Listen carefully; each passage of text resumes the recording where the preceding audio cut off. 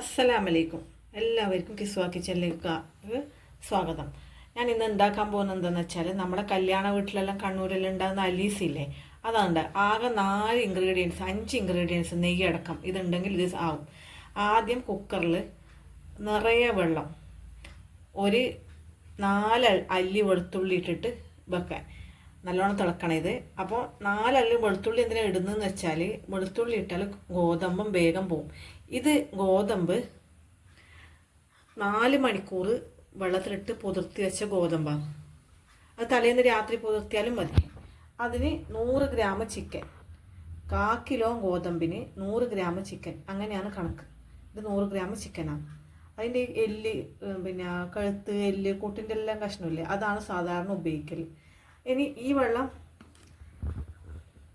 വെള്ളം തിളച്ച് കഴിഞ്ഞാൽ ഞാനെങ്ങനെ ചെയ്യേണ്ടതെന്ന് പറഞ്ഞുതരാം. നല്ലോണം വെള്ളം തിളച്ചാൽ കുറച്ച് പശു നെയ്യ് ഒഴിക്കാൻ, കുറച്ച് പശു നെയ്യ് അതിലൊഴിക്കാം. അപ്പോൾ പശു നെയ്യ് അതിലൊഴിച്ചതിന് ശേഷം തിളച്ചതിലേക്ക് ഈ ഗോതമ്പ് ഇടുക.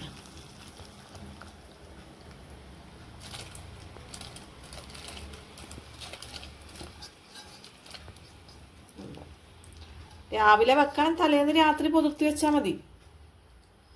ഗോതമ്പ് ഇട്ടതിന് ശേഷം തിളപ്പിക്കണേ. അതിലേക്ക് തന്നെ നമ്മളെ കഴുകി വെച്ച ഇറച്ചി ഇടും.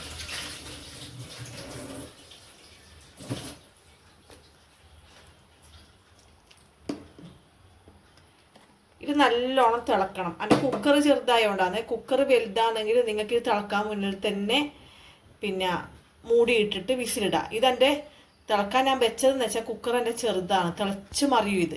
അതിനാണ് ഈ നെയ്യ് ഒഴിക്കുന്നത്. ഈ നെയ്യാണെങ്കിൽ ഇതിലൊരു നെയ്യ് ഇട്ടിട്ട് ഉള്ളിയും അണ്ടിപ്പരിപ്പും മുന്തിരിങ്ങയും കൂടി വറുത്തിടുന്ന ഒരു പ്രോസസ്സിങ്ങും കൂടിയേ ഇല്ലു ഇതിൻ്റെ അകത്ത്, വേറൊന്നുമില്ല. അടിപൊളി അലസ്യാവും. തേങ്ങാപ്പാലൊഴിക്കുകയോ അല്ല പാലൊഴിക്കുകയോ ഒന്നും വേണ്ട. അപ്പം ഇത് തിളക്കുന്നവരെ നമുക്ക് വെയിറ്റ് ചെയ്യാം. കുക്കറിൽ ഇട്ട് ഒരു 8 വിസിൽ എടുത്ത ഗോതമ്പാണ് ഇതേ.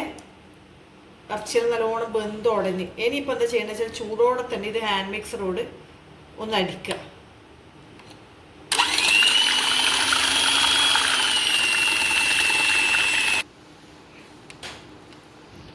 ഇതിനി നല്ലോണം മിനുസത്തില്ല വെന്ത് ഉടഞ്ഞിതാക്കി. ഇതിനി ഞാൻ അടുപ്പത്തിട്ടിട്ട് ഒരു തിളപ്പിച്ചാൽ നമ്മൾ അലസിയായി.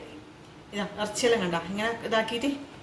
അപ്പോൾ നമുക്ക് പിന്നെ ഇത് വേറെ പാത്രത്തിലാക്കിയിട്ട് ആക്കുന്നെങ്കിൽ അങ്ങനെ തന്നെ ആക്കുക. ഞാനിപ്പോൾ ഈ കുക്കറിൽ തന്നെ, നോൺ സ്റ്റിക്കിൻ്റെ കുക്കറായതുകൊണ്ട് ഈ കുക്കറിൽ തന്നെ ആക്കിയതിന്. നിങ്ങൾക്ക് വേറെ പാത്രത്തിലാക്കുന്നെങ്കിൽ പാത്രം. ഇനി ഇപ്പം നിങ്ങൾക്ക് വേണമെങ്കിൽ ഇതിൽ പാലൊഴിക്കാം. മിൽമ പാലോ പിന്നെ ഇപ്പോഴത്തെ ഗുഡ് ലൈഫിൻ്റെ പാലോ കുറച്ച് വേണം ഒഴിക്കാം. ഞാൻ പാലൊന്നും ഒഴിക്കലില്ല, കാരണം പാലൊഴിച്ചാൽ പെട്ടെന്ന് പുളി വരും, മോശം വരും. ഞാൻ പാലൊന്നും ഒഴിക്കലില്ല. ഞാൻ ഇങ്ങനെ തന്നെ ഇതിനെ ഇളക്കി വെറ്റിക്കലാണ്. അങ്ങനെ തന്നെ ചെയ്താൽ മതി. എന്നാൽ പിന്നെ അലസ്യായി. ഞാൻ ബാക്കി ഇനി കാച്ചി വയ്ക്കേണ്ടത് ഞാൻ അന്നേരം ഇപ്പം പറഞ്ഞില്ല. ഞാൻ തിളച്ച് വെറ്റിക്കട്ടെ. ഇനി നമ്മൾ കൈയെടുക്കാണ്ട് ഇളക്കണേ. ഇനി നമ്മൾ ഇളക്കാണ്ടിരിക്കാൻ പാടില്ല, കാരണം ഗോതമ്പ് ഇതാ നുറുക്ക് ഗോതമ്പ് കണക്കിയായി, അതിന് വെറ്റി കുറുകിയെന്ന്. അപ്പം ഇത് ഒന്ന് തിളക്കുന്നത് വരെ കൈയെടുക്കാണ്ട് ഇളക്കണം, അല്ലെങ്കിൽ അടിക്കുടിക്കും. അപ്പോൾ ഇത് ഇളക്കി നല്ല ടൈറ്റാക്കി ഞാൻ നിങ്ങൾക്ക് കാണിച്ചു തരേ. റെഡിയായി കേട്ടോ. ഇതാണ് അൽസ. കുറച്ച് കഴിഞ്ഞാൽ കൂടി ഒന്നും കൂടി ഉറക്കുവേ. ഇതാണ് പഞ്ചസാര ഇട്ടിട്ട് കഴിക്കണം. എളുപ്പമാണ്, ഒന്നും പ്രശ്നമില്ല, വേരുണ്ടാക്കാൻ പറ്റും. പിന്നെ ഇതിൻ്റെ മുകളിൽ നമ്മൾ കല്യാണ വീട്ടിലെല്ലാം എന്ന് വെച്ചാൽ ഇത് പാലൊഴിക്കുന്നതൊക്കെ പാലൊഴിക്കുക. ഞാൻ ആദ്യം പറഞ്ഞില്ല, പാലൊഴിക്കുന്നതൊക്കെ പാലൊഴിക്കാം. പാലൊഴിച്ചാൽ വേഗം അത് മോശമായി പോകും. പാലൊഴിക്കാണ്ട് ഉണ്ടാക്കിയാൽ അതിൻ്റെതായ തനതായ ടേസ്റ്റ്. ഇപ്പം ഉണ്ടാക്കുന്ന ആളാണ് പാലൊഴിക്കുന്നത്, പണ്ടൊക്കെ ഉണ്ടാക്കുന്ന ആൾ പാലൊഴിക്കലില്ല. അപ്പം ഇത് പിന്നെ ഇതിൻ്റെ മുകളിൽ ആദ്യം ഒരു പാത്രം വെച്ചിട്ട് അതിൽ ഒരു 2-3 സ്പൂണ് പിന്നെ പശു നെയ്യ് വെച്ചിട്ട് അതിൽ നമ്മളെ ഉള്ളി ഇടുക. ഉള്ളി നേരിങ്ങനെ സ്ലൈസായി മുറിച്ചിട്ട് ഇടുക. അത് പെട്ടെന്ന് വയാൻ വേണ്ടിയിട്ട് ലേശം ഒരു നുള്ളു പഞ്ചസാര ഇടുക. അപ്പോൾ ഒരു ഇളം ബ്രൗൺ കളറാകുമ്പോൾ തന്നെ അത് കോരിയെടുക്കുക. അതിൻ്റെ കൂടെ തന്നെ അണ്ടിയും പിന്നെ മുന്തിരിയും. ഇത് രണ്ടും എൻ്റെ മക്കൾക്ക് ഇഷ്ടമല്ല. പിന്നെ ഞാനിത് ആദ്യം പശു നെയ്യ് കുറച്ച് അധികം ചേർക്കും, അതുകൊണ്ട് അപ്പം അത് ഇതിൻ്റെ മുകളിൽ വെതറിയാൽ ഒരു ഡെക്കറേഷനായി.